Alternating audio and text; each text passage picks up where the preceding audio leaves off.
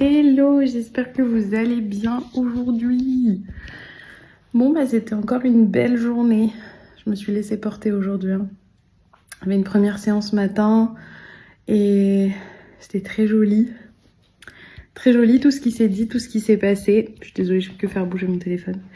Et j'aime bien parce que déjà, moi, ça me demande aussi de lâcher prise ce genre de séance parce que je sens que c'est des séances où j'ai pas le contrôle réellement sur ce qui va se passer et que c'est juste des choses qui doivent être dites comme des graines qu'on plante et qu'il n'y a pas forcément de... moi, en tout cas, j'ai pas forcément l'idée de pourquoi je fais les choses. Par contre, souvent en face, il y a des ponts qui se créent ou des portes qui s'ouvrent. Et voilà, ça fait partie des processus d'accompagnement en tout cas que je mène, c'est que on ouvre plein de portes en fait ensemble, des choses que vous connaissez déjà, que vous aviez juste pas vraiment employées dans votre vie encore, des choses nouvelles qui vous permettent d'accéder à des infos que vous aviez pas encore, des corrélations que vous faites, des ponts entre plusieurs idées, etc. Et c'est ce que j'aime moi dans l'échange, c'est que en fait, ça me fait penser aussi à une chose que j'ai lue aujourd'hui. Quand je me laisse porter comme ça par mon intuition, j'ai aucune idée de où je vais aller et de si c'est bien, si c'est pas bien, si ça va être bon, pas bon, etc. Et je crois qu'en fait, quand on essaye d'apprendre à écouter notre intuition pour avoir un peu de la certitude de ce qui va se passer, je crois qu'on fait fausse route parce que l'intuition n'a rien de certain et l'intuition n'est pas faite pour nous amener ou pour nous empêcher d'être déçus.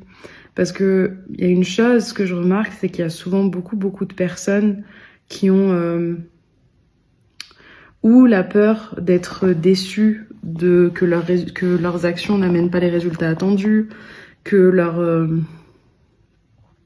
investissement dans quelque chose n'amène pas les résultats attendus, ou alors qu'est-ce que ça pourrait être d'autre? Mais on va rester sur la déception pour faire simple.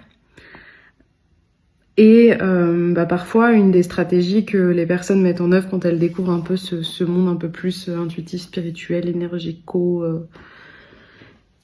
conscienzo, intentionnalitationos, voilà, ça veut rien dire tout ce que je dis, mais vous avez compris, conscience, intentionnalité, etc. Et on se dit, tiens, la solution, c'est peut-être d'écouter mon intuition, parce que mon intuition, elle mènera toujours vers ce qui est bon pour moi. Oui. Mais je crois que ce qui est bon pour moi ne veut pas dire la même chose pour tout le monde. Moi, je suis persuadée que mon intuition, elle me mène dans des endroits où ça va être difficile. Mais elle me mène aussi dans des endroits où ça va être cool. C'est juste qu'en fait, l'intuition pour moi, c'est la voix de notre être de lumière qui parle à l'intérieur de nous, de notre être illimité.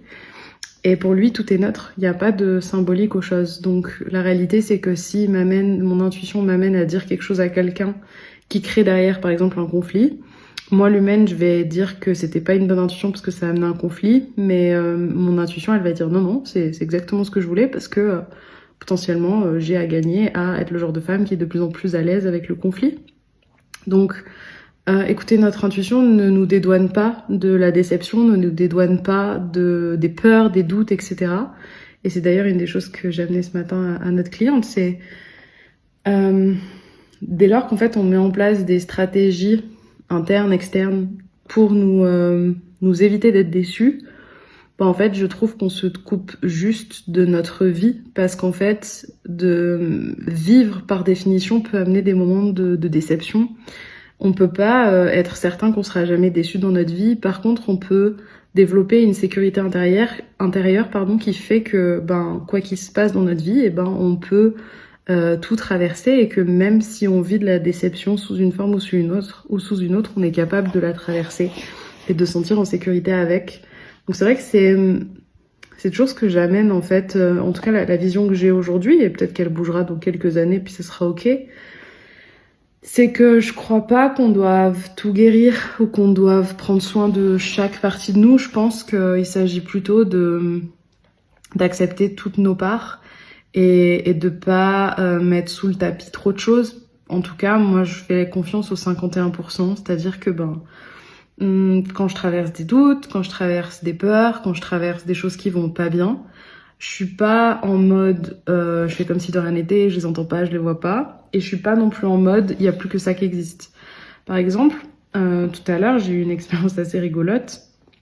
On était au supermarché pour acheter la nourriture pour nos chats vu qu'on part la semaine prochaine en vacances. Et à la caisse, on a posé les affaires sur la caisse, le truc qui défile là. Et d'un coup, on discutait avec Yannick et tout. Puis d'un coup, il y a une mamie devant nous qui prend nos croquettes puis qui nous les balance sur nous en mode laissez-moi du temps un peu, ou je sais plus ce qu'elle a dit, quelque chose de vraiment très violent. Et j'ai été vraiment choquée. J'ai bien senti la violence en pleine face et j'étais un peu choquée. Puis après, je me dis mais qu'est-ce que j'ai fait en fait pour que je reçoive ça enfin, c'est hyper rare moi de recevoir ce genre de violence. Qu'est-ce que j'ai fait? Et puis je commence à me questionner, à me dire mais qu'est-ce que genre. Puis au bout d'un temps je me dis mais Anne, te questionner de qu'est-ce que t'as fait, c'est juste essayer de trouver une explication à ce que t'es en train de ressentir qui est de la peur peut-être, un mélange d'injustice, d'amertume, de colère, etc. Vas-y, juste expérimente là dans l'instant, plutôt que de te demander ce que t'as fait pour recevoir ça. Si juste accepter le fait de t'être senti agressé, de ressentir ce que ça fait dans ton corps, comment c'est.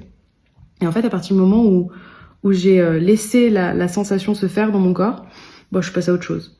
Mais le laps de temps où j'étais en mode, elle m'a agressé, c'était méchant, c'était violent, mais c'est trop bizarre, qu'est-ce qui s'est passé? Je commençais vraiment à avoir une forme de migraine qui arrivait, c'était assez dingue. Et il m'a suffi de me dire, mais et si t'acceptais juste que là, en fait, tu t'es senti agressé, puis que c'était vraiment pas agréable comme sensation. Et c'est allé mieux. Donc tout ça pour dire que moi, je crois vraiment, et c'est d'ailleurs ça qui m'a permis là de traverser tout ce que j'ai traversé ces dernières semaines, aussi bien, c'est vraiment de faire coexister les parts de moi. C'est-à-dire la part qui a peur pour mon proche à qui on a annoncé une grave maladie il y a quelques semaines, les doutes que ça amène, l'anxiété des proches, la peur du pire, et en même temps la joie de ce que ça amène dans la relation, les discussions qu'on n'avait pas avant, la joie d'avoir l'événement qui était là ce week-end, la tristesse de perdre mon beau-père, la joie de savoir que je vais pouvoir continuer de discuter avec lui, enfin toutes ces émotions qui coexistent.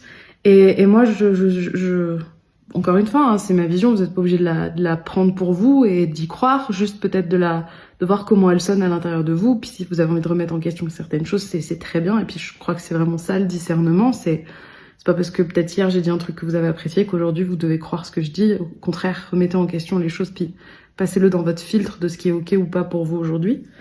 Mais moi j'aime cette idée des 51%, c'est je peux tout faire exister, mais à la fin je choisis juste que ce que je laisse exister le plus dans ma vie, c'est la relation à moi-même, où je fais partie de mon équipe et où je cherche pas à mettre sous le tapis mes ombres, mes peurs, mes doutes, ou même mes talents, ou ma lumière, etc. Parce que ça existe aussi, bien sûr, toutes ces personnes qui n'osent pas regarder les belles choses dans leur vie, par peur de trop briller, de prendre trop de place, etc. Donc ouais, une invitation à peut-être regarder dans des scènes de vie peut-être très simples comme moi au supermarché. Est-ce qu'il y a des espaces dans lesquels vous laissez parfois vous refoulez finalement vos émotions, ou vous vous empêchez de juste les laisser être et voir la différence que ça peut amener dans vos vies. Sur ce, je vous embrasse. Je vais voir quand est-ce que mon chéri rentre à la maison après sa partie de golf, puisque, comme je vous l'ai dit, on part en vacances la semaine prochaine. Il a une compète toute la semaine de golf, ça va être chouette. Demain, on va, je crois, si j'ai bien compris, être avec son papa et sa belle-mère. Et dimanche, on va être là, on va faire les valises pour partir lundi. Voilà, je vous embrasse, je vous souhaite une belle fin de journée. Je vous dis à demain.